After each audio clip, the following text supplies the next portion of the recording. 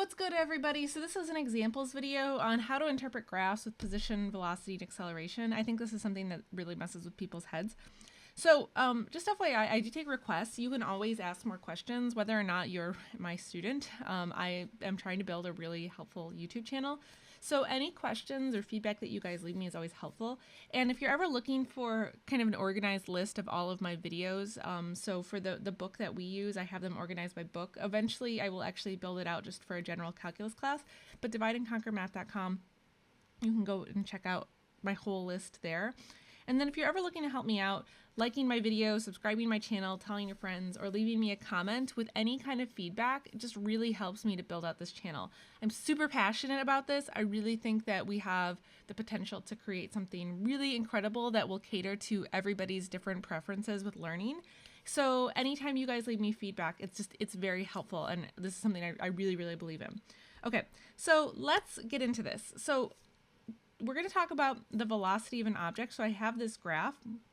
So this kind of messes with people's heads. So this is why I wanted to make a video on this. And I think for simplicity, so first of all, let's just appreciate a few things. So the y-axis stands for your velocity, so meters per second, and then the x-axis will stand for how many seconds have passed. But here's kind of the thing I want to emphasize. So if you have no other, let's say, guidance in the graph, I think it's best to think of your positive y's as being up, you're going up, and your negative y's is going down. So this is why I think this messes with people's heads, because we tend to look at this and like this is not a position graph, okay? This is velocity. So this is talking about what's happening to the position of an object. So what that means is, so here's 0, okay? And if I'm above here, this means I'm going up. If I'm down here, this means I'm going down. Because again, if I have a positive y, that means I'm going in the up direction. And if I have a negative y, that means I'm going down. So this is totally going to mess with your head. And this is why I made this video on this. Okay, so here's my first question. The question is, when does the object reverse direction? You might actually want to pause and legit think about this because this will totally mess with your head. So, okay, the object will reverse direction really anytime, like when you see it getting to 0, right? That's where it's reversing from positive to negative. So I think a lot of times people look at this and they're thinking of this as, oh, I threw this object and it's moving like this. But that's not what this is not a position graph. This is a velocity graph. So here's 0. Here I'm up and here I'm down. So for this question, where does it reverse direction? So this would be at like time equals, let's call that 4.5. And then it kind of stays in this direction until it hits here. And then it reverses again. And so that looks like, let's see, what is that? 8. Yeah, that's 9. So at t equals 9. So there's 2 points where the object actually reverses its direction. So like I said, kind of messes with your brain a little bit. Okay, so next question. When is the object going at constant speed? So if you know what the definition of speed is, maybe pause and then try to answer this and then hit play when you're ready. Okay, so the constant speeds are happening. You can actually see it here, here, and here. So that's what you would describe. So let's see. That goes from what, 2 to... Let's see, 2 to 3. 2 to 3, that looks like. And then from, let's see, this is like from 5 to 7. So from 5 to 7, and then from 10 to 12. So in this case, there's a couple places. So that constant speed is, so it's just not changing, right? And remember, constant speed, when we talk about speed, we're actually talking about something that is directionless. Speed is the absolute value of velocity. So it doesn't matter in this case whether or not it's positive or negative. It just matters that it's a constant function. Okay, so moving on. So the next question is, what would the graph of speed look like? So this is the graph of velocity. So for speed, we have to have something that we take the absolute value of, right?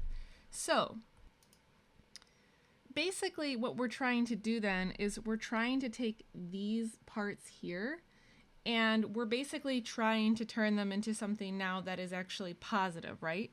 So the top part of the graph we don't have to mess with. And one thing I'm going to do here is, so this, where I have this constant of -2, so that's probably the easiest for me to graph. So I'll use this green line here. And so let's see. So I'm going to just follow along here to 2. So from here to here. So here's a guideline for me. So that gets me to that part that's constant. And then really these, like, I basically just need to like take, so from this part, so really from here and here, I just need to now reverse the direction of these curves. So I can kind of just, I can eyeball this, I guess, is what I'm saying. So I can draw this reflection of these so that I have basically the same graph, except now I've just turned it and flipped it positive. So this is kind of like what's happening here. This is what the graph would look like. It's literally the same thing as this, except it's just the positive version. So the whole graph itself, just to be nice and clear, it's literally all of this. So I'm marking this in green. Hopefully you can see this. Yeah, you should be able to see this. Okay, so I've got this. And then here's like the part where I need to flip the negative part upside down. So you've seen that I've already done that. And then just the rest of this continues. So this graph in green is what my speed would look like. Okay, so next question. What would the graph of acceleration look like?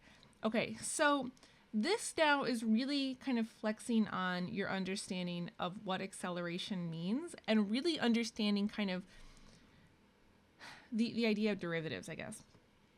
So acceleration is just the derivative of velocity, right? And the thing to notice about this is that really everything here, these are all line segments, or like, so they're either lines or they're constant lines, right? So that's all this is. So think about just the general form of a line. The general form of a line is y equals mx plus b. So if I took the derivative of a line, just taking the derivative of this, the derivative would always just be whatever the slope is, right? So for all of these kind of diagonal line segments, I really just have to figure out what the slope is, right? And then I will know what my acceleration is. So if that doesn't make sense to you, think about it for a second. This is maybe not something that's totally obvious at first, and you might have to just take a second to think it through.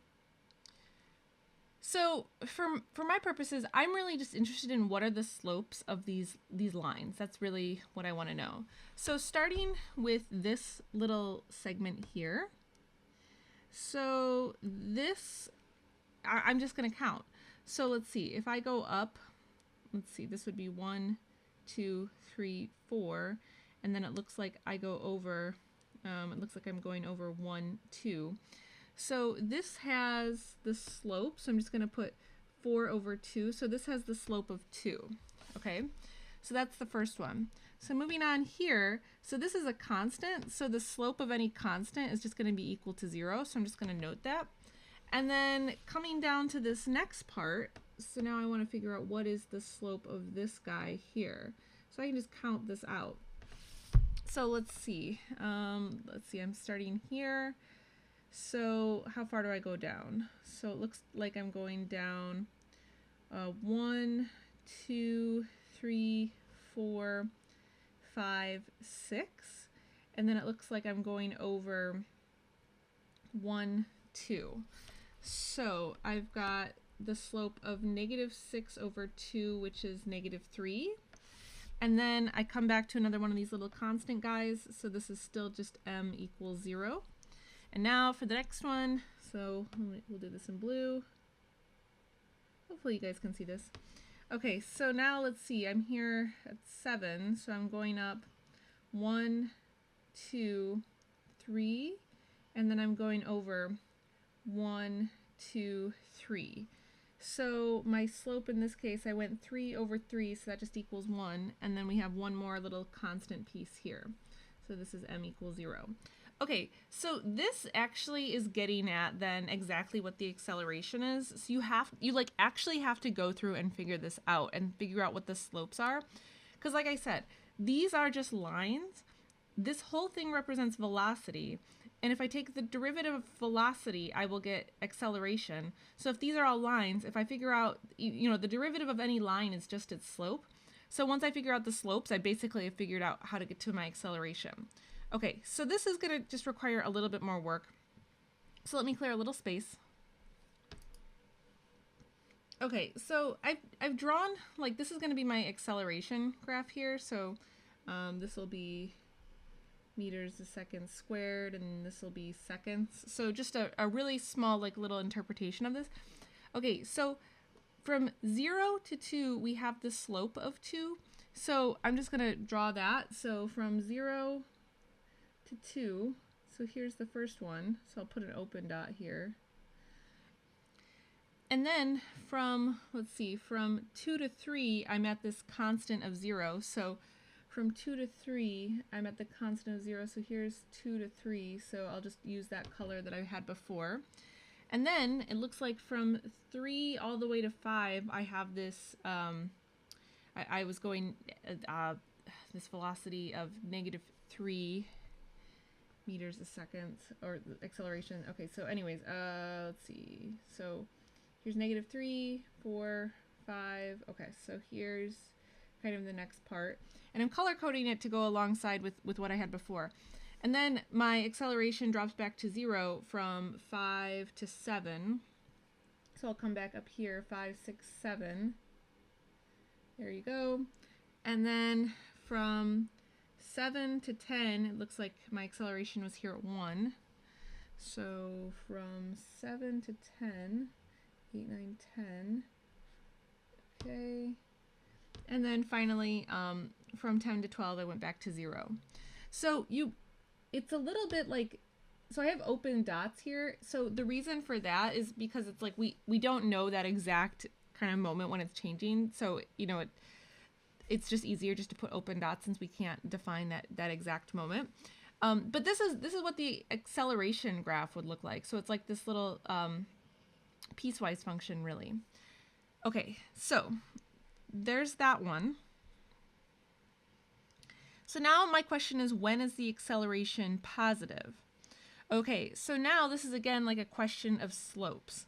So if this is velocity, anytime your slope is positive, that means then your acceleration is positive. Again, it comes back to, it has to do with also the nature of this graph, right? These are all line segments, so I happen to know that just lines are going to have this equation, the form of the equation, right? All lines can be written as y equals mx plus b. So if I take the derivative of that, the derivative will always just be the slope. So wherever the slope is positive, then I happen to know that acceleration is going to be positive. So my acceleration, oops, as I tap that and see, my acceleration is positive here and here. Pretty simple to actually pick it out, right? So if I had to define that, so then my acceleration is really positive from, let's see, 0 to 2, and then it looks like this is positive from 7 to 10. So otherwise it's negative. So now I could go ahead and ask, so when is it negative? And so then we can see that like one point here, right? So if I'm going the other direction, this is negative. And so that's really from, let's see, that looks like that's from like 3 to 5. 3 to 5, okay? And then what about when is it constant? So then it's constant here, here, and here. And I think you can figure out what the intervals are, but just kind of showing you how would you figure that out. So it's just literally when is it a constant. And again, this is because this is velocity. Okay. So now for the last question. So when does the object have its greatest speed? So speed has to do with the absolute value of velocity. So you're really just looking then for what are like the highest velocities that we achieve here, or lowest, I guess. So in this case, so I have, this is kind of a peak, right? This looks like a peak and this is a peak. But when you take the absolute value of these, this is actually the largest, right? Because this would be, the absolute value of this is 4. The absolute value of this is -2, and then the absolute value of this would just be 1.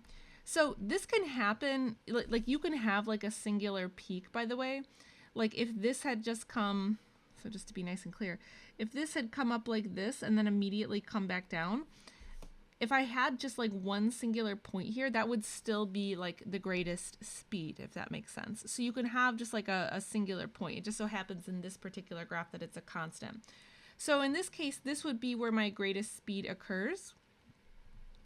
And so my greatest speed occurred from, let's see, 2 to 3.